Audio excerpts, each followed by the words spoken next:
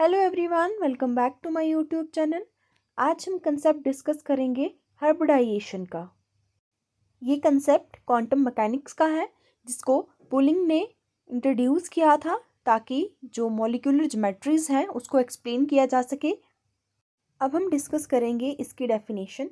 ये एक ऐसी प्रोसेस है जिसमें एटॉमिक ऑर्बिटल्स जो हैं वो इंटरमिक्स करते हैं और उन एटॉमिक ऑर्बिटल्स की जो एनर्जी है वो स्लाइटली डिफरेंट होती है, लेकिन वो सेम एटम से बिलोंग करते हैं ताकि रीडिस्ट्रीब्यूशन हो एनर्जी की और एक नया सेट ऑफ इक्विवेलेंट ऑर्बिटल जो है वो बन के आए, जिसकी शेप, साइज और एनर्जी जो है वो आइडेंटिकल रहे। जो ऑर्बिटल नया बनता है उसे हाइब्रिड ऑर्बिटल कहा जाता है।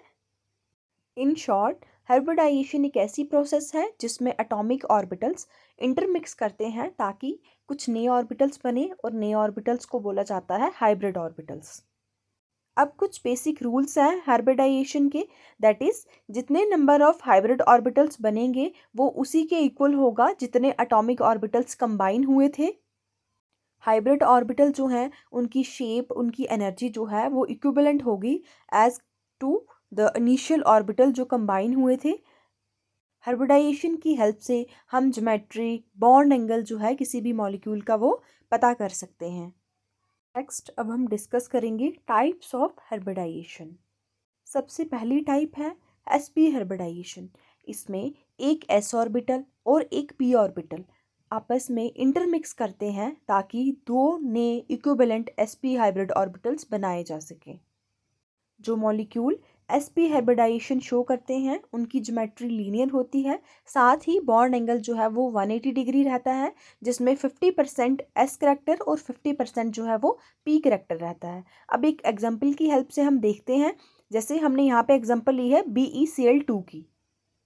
जैसे हम देख सकते हैं यहाँ जो बेरिलियम है वो एज अ सेंट्रल एटम है, तो बेरिलियम जो है उसका एटॉमिक नंबर 4 है और उसकी जो आउटर शेल इलेक्ट्रॉनिक कन्फिग्रेशन है वो है 2s2।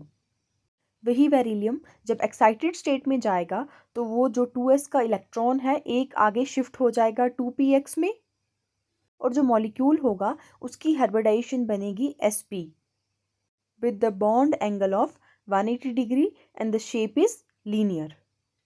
नेक्स्ट है हमारे पास sp2 हाइब्रिडाइजेशन।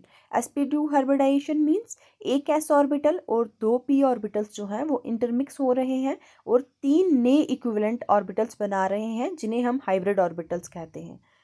जो ज्योमेट्री होती है sp3 हाइब्रिडाइजेशन की वो है trigonal planar with the bond angle of 120 degree, और इसमें s करेक्टर रहता है 33.3%, p करेक्टर है 66.7%। इसको हम एक एग्जाम्पल की हेल्प से समझते हैं बोरॉन ट्राइक्लोराइड की BCl3। ग्राउंड स्टेट में बोरॉन की इलेक्ट्रॉनिक कॉन्फ़िगरेशन रहेगी 1s2 2s2 2p1, लेकिन एक्साइटेड स्टेट में 2s से एक इलेक्ट्रॉन शिफ्ट हो जाएगा 2py में, और जो हाइब्रिडाइजेशन हमारे पास आएगी वो आएगी sp2 with the bond angle of 120 degree and the shape of molecule is trigonal planar.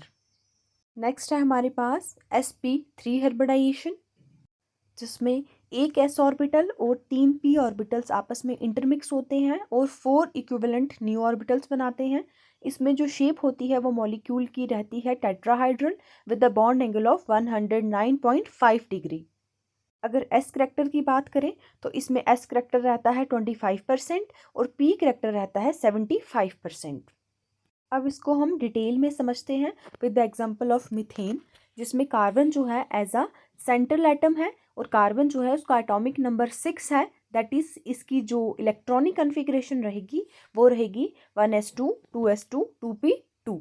ये इसकी ग्राउंड स्टेट इलेक्ट्रॉनिक कन्फिग्रेशन रहेगी, लेकिन मॉलिक्यूल जो है जब एक्साइटेड स्टेट में जाएगा तो जो हमारे 2s से एक इलेक्ट्रॉन जो है वो शिफ्ट हो जाएगा 2pz में, और जो हाइब्रिडाइजेशन हमारे पास आएगी वो आएगी sp3 with the bond angle of 109.5 degree and the shape is tetrahedral.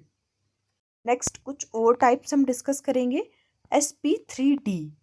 sp3d में भी सेम वही चीज़ होगी जिसमें एक s, तीन p और एक d ऑर्बिटल आपस में कंबाइन करेगा। ज्योमेट्री रहेगी ट्राइगोनल बाईपैरामीट्रल और बॉन्ड एंगल जो है वो 120 रहेगा between the 3 equatorial bonds and 90 degree रहेगा between the axial bond and the equatorial bond. इसको हम फॉस्फोरस पेंटाक्लोराइड की हेल्प से अंडरस्टैंड कर सकते हैं। ये सारी टाइप्स आपस में सिमिलर ही हैं, बस आपको जो शेप है और जो ज्योमेट्री है मॉलिक्यूल की उसको याद रखना है और बॉन्ड एंगल जो है उसे भी याद रखना है। इसके बाद नेक्स्ट टाइप है हमारे पास sp3d2। ये भी सेम उसी तरह से सॉल्व होगी। sp3d2 हाइब्रिडाइजेशन वाले मॉलिक्यूल का जो शेप है वो ऑक्टाहाइड्रल रहता है और इसका जो बॉन्ड एंगल है वो है 90 डिग्री। ने इन सारी हाइब्रिडाइजेशन की एक एक एग्जांपल की हेल्प से इसको सॉल्व करना है। और लास्ट है हमारे पास sp3d3।